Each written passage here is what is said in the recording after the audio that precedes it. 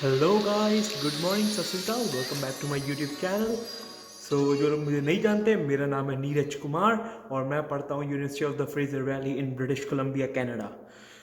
आज हम बात करेंगे कि अगर आपको कनाडा आना है तो आप कैसे आओ और क्या क्या चीज़ें होती है, क्या क्या थोड़े बहुत स्टेप्स होते हैं, क्या क्या चीज़ें ध्यान में रखनी पड़ती हैं। हम उन सब चीज़ों की बात करेंगे। आप मेरे साथ बने रहिए और फिर चलिए फिर शुरू करते हैं।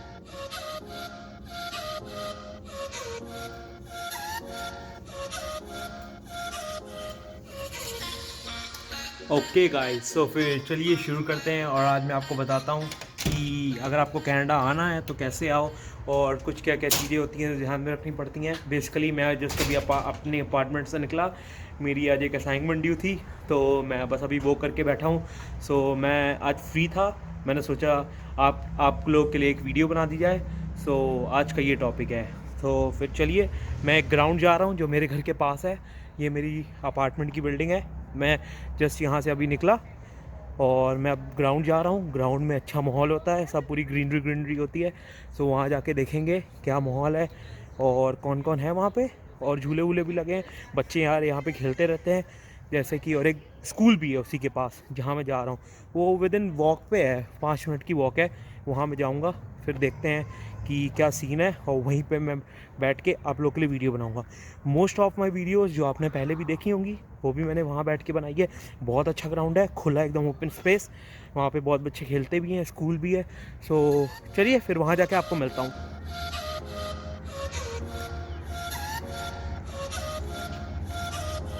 और आज का जो टेम्परेचर है वो -1 है, तो फ्रीजिंग कोल्ड एकदम। वैसे तो मैंने वार्मर अंदर पाया हुआ है मगर तब भी ठंड बहुत है, कानों में बहुत ठंड लग रही है। मैं अपना कैप लाना भूल गया, मैं समर वाली कैप पहन के आ गया हूँ गलती से। कोई नहीं, चलिए आप लोग के लिए इतना भी करूँगा। और support me guys, subscribe and like अगर आपने नहीं किया अभी तक तो कर दीजिए। फिर चलिए अब मेन टॉपिक पे आता है कि क्यों और कैसे आना चाहिए कनाडा। अगर हम सबसे पहली बात करें कि कनाडा ही क्यों आना चाहिए, अगर आपको कहीं बाहर जाना ही है, बहुत सारे रीजंस है। Reason number 1, clean place, clean environment, clean air. Why I said that? Because most of you guys know about it.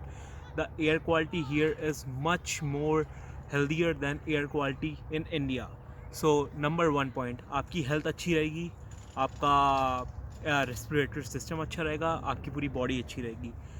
Canada को इसलिए लोग प्रेफर करते हैं, क्लीन है, सेफ़ है और safe for girls. Even at night कभी भी जाओ कभी भी आओ, जैसे कि मैंने आपको पहले कुछ वीडियोस में भी बताया है कि यहाँ बच्चे नाइट शिफ्ट भी करते हैं। नाइट में रात में 12-12 बजे भी बच्चे आते हैं। कोई चक्कर नहीं, कभी भी आओ कभी भी जाओ, it's safe for all of us. और दूसरा पॉइंट, अगर हम बात करें क्वालिटी ऑफ एजुकेशन, जो बच्चे यहाँ पे लेने आते हैं, स्पेशली मी, जैसे कि मैं भी आया था, जैसे कि और बच्चे भी आते हैं। क्वालिटी ऑफ एजुकेशन भी बहुत अच्छी है इंडिया के हिसाब से। यहाँ पे कॉम्पिटिशन्स कम है, आपको जॉब अपॉर्चुनिटीज़ ज़्यादा हैं इंडिया के कंपेयर से। बहुत सारे रीजन है यार। पॉपुलेशन देख लो कितनी कम है। एरिया वाइज कनाडा नंबर 2 में आता है वर्ल्ड में, मगर पॉपुलेशन वाइज मेरे को नहीं पता कितने पे आता है, मगर बहुत कम है पॉपुलेशन। अराउंड 35 मिलियन लोग रहते हैं कनाडा में सिर्फ, और लैंड में 2nd नंबर पे आता है। आप सोच सकते हो। अगर हम और चीज़ों की बात देखें तो यहाँ के जो लोग हैं यार वो कितने हेल्पफुल नेचर के हैं। मेरी अगर आपने स्नो शावर वाली वीडियो देखी है, मैं जब स्ट्रीट क्रॉस कर रहा था, वहाँ पे पेडेस्ट्रियन को क्रॉस कराने के लिए एक लेडी खड़ी थी, वो कितनी हेल्पफुल नेचर की थी, कितनी स्वीट थी। मतलब वो यार हेल्प करना चाहते हैं जितना ज़्यादा हो सके लोगों की। बाकी इस समय Canada is on the number 1 position for international education in the world. या कनाडा नंबर 1 पे है फॉर एजुकेशन के लिए। अगर हम अपने इंडियंस की बात करें जो इंडिया से आते हैं या हिंदी स्पीकिंग या पंजाबी स्पीकिंग कल्चर से आते हैं, उनके लिए तो कनाडा फिर आप जानते ही हो फिर कितनी बड़ी चीज़ है। यहाँ पे कनाडा बसा ही हुआ है एक तरह से, मिनी पंजाब जिसको कहते हैं, जो अपना दिल लगाया रखता है कि आपको इंडिया की याद नहीं आने देता। जब भी आप नए नए आते हो यार, कहीं भी आपका पूरा घर था वहाँ पे, आप घर से पूरा एक हिसाब लो उजड़ के फिर एक नए देश में आए हो अपना करियर स्टार्ट करने। यार होम सिकनेस कभी कभी फील होती है, कभी कभी डिप्रेशन फील होता है, वो सब आपको कनाडा में आके बहुत कम फील होता है।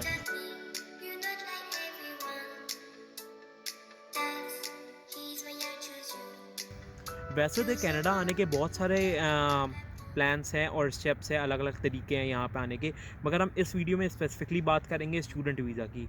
और वो क्या होता है, अगर किसी भी स्टूडेंट को, चाहे वो आफ्टर ट्वेल्थ वहाँ पे ग्रेजुएशन करके तब आना चाहता हो कनाडा, सो उसको कहते हैं हम स्टूडेंट वीज़ा। और सो उसके लिए आपको एक सिंपल वीज़ा चाहिए होता है through Canadian government to enter Canada as an student. उसके लिए आपको क्या करना पड़ता है कि जैसे कि आप जानते हैं Canada is a English speaking country, so you have to give English test which is called IELTS, IELTS, English language testing system. So you need to get a minimum score out of the maximum score to get any kind of admission here in Canada, and to show that you can speak and communicate in English and you can work here. Okay, once your IELTS is completed, then the second step is you have to apply for admissions in college and university. आप apply online करोगे, India में बैठे बैठे agents के through भी करते हैं लोग और अपने थ्रू भी करते हैं, सो आपको जो बेटर लगे वैसे करो। मगर जो कॉलेज और यूनिवर्सिटी जो भी चूज़ करोगे उसका एक चीज़ हमेशा ध्यान रखना कि वो कॉलेज DLI कॉलेज हो या यूनिवर्सिटी DLI अप्रूव्ड यूनिवर्सिटी हो। अब DLI का यहाँ पे मतलब क्या होता है कि डायरेक्ट लर्निंग इंस्टीट्यूट। सो यहाँ पे हर यूनिवर्सिटी या कॉलेज को एक गवर्नमेंट ID प्रोवाइड करती है कि हाँ ये गवर्नमेंट रन कॉलेज है, कि ये गवर्नमेंट कॉलेज है, तो आपकी ये गवर्नमेंट ID है, एजुकेशनल ID जिसको आप कह सकते हो सिंपल तरीक़ों में। सो वो हर कॉलेज और यूनिवर्सिटी के पास होनी चाहिए जिसमें भी आप अप्लाई कर रहे हो, क्योंकि वही चीज़ है जो अगर आपको आगे जाके आपका वर्क परमिट दिलाएगी, जो work permit after your studies completed. So ये चीज़ आप ध्यान रखें।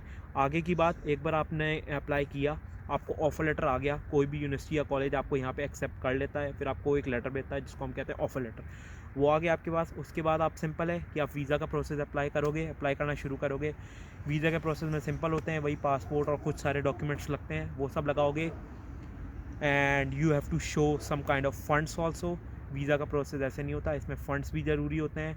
एंड जैसे जैसे आप जाओगे तो इसमें बायोमेट्रिक्स भी इंक्लूड होती है। बायोमेट्रिक्स होते हैं फिंगर और हाथ के सब स्कैन और सारे पैटर्न जो लिए जाते हैं, है ना, जैसे आधार कार्ड अपना बनता है इंडिया में, वैसे ही उसको ही बायोमेट्रिक्स कहते हैं। मेडिकल होता है आपका, मेडिकल कहाँ पे होता है? दिल्ली में होता है, और भी जगह होता है ना। वहाँ पे आप जाओगे, उसकी भी कुछ फ़ीस होती है अराउंड 4-5,000, वो आप पे करोगे, आप अपना मेडिकल भी कराओगे अपने वीज़ा के लिए। मतलब जो वीज़ा होता है वो बहुत मेन इंपॉर्टेंट होता है। वो चीज़ आती है जब आप ये सब डॉक्यूमेंट सब कुछ कलेक्ट कर लेते हो, मेडिकल, अपना पासपोर्ट हो आपके पास, एडमिशन लेटर हो, ऑफ़र लेटर हो, आपकी IELTS हो, सब कुछ, है ना। सो ये सारे डॉक्यूमेंट्स लगते हैं। एक बार आपने वीज़ा अप्लाई कर दिया, then you will wait and the processing time is under 90 days, 3 महीने के अंदर आ जाता है, मगर मोस्ट ऑफ द स्टूडेंट्स का 1-1.5 महीने में ही आ जाता है। एक बार आ गया, you are well and good and you are welcome to Canada, आप कनाडा आ सकते हो। ओके, सो ये था एक ओवरव्यू प्रोसेस का। इसमें डिटेल्स भी बहुत सारी होती हैं, उसके लिए मैंने एक पहले से वीडियो बनाई हुई है, journey from India to Canada, जो मेरी सबसे शायद तीसरी वीडियो थी इस चैनल पे। अगर आपको वो देखनी है तो वो आप पूरी देख सकते हो, उसमें मैंने स्टेप बाय स्टेप हर एक चीज़ बताई हुई है कि मैं कैसे आया था, आप भी वैसे आ सकते हो। और सबके केस बहुत डिफरेंट होते हैं, so make sure to research before coming here, क्योंकि आप जल्दबाजी बिल्कुल मत करो, सब कुछ रिसर्च करके तब आओ यहाँ पे, कि एक बार आप आ सको तो आप अच्छे से यहाँ पे रह सको। जो घर वर होता है, जिनका वीज़ा लग जाता है, तो वो घर कैसे ढूंढेंगे, फूड का क्या होता है, अगर उनको वो सब जानना है, सो मेरी कुछ और भी रेफरेंसेस वीडियोस हैं जो मैं आपको डिस्क्रिप्शन में लिंक दूंगा। Make sure to check them out and don't forget to subscribe my channel, hit the like button, आप लाइक बटन दबा के जाएँ। और till then keep watching, keep spreading happiness and keep smiling. Bye. तो मैं अब घर जा रहा, मैं आया तो दिन में था, हो गई रात। नहीं ऐसा कुछ नहीं है, बस अभी यहाँ पे शाम के 4:30 ही हुए हैं, मगर यहाँ पे अंधेरा हो गया, लाइटें वाइटें जल गई हैं, बस आधे घंटे तक पूरा अंधेरा हो जाएगा, 5 बजे तक। सो यही है माहौल, ऐसे ही है ज़िंदगी यहाँ पे विंटर में जल्दी ही अंधेरा हो जाता है, और टेम्परेचर भी बहुत है, हाथ बहुत ठंडे हो गए हैं पूरी वीडियो बनाते बनाते। सो चलिए फिर नेक्स्ट वीडियो में मिलता हूँ, और सब्सक्राइब करना मत भूलना और लाइक भी करके जाना। बाय।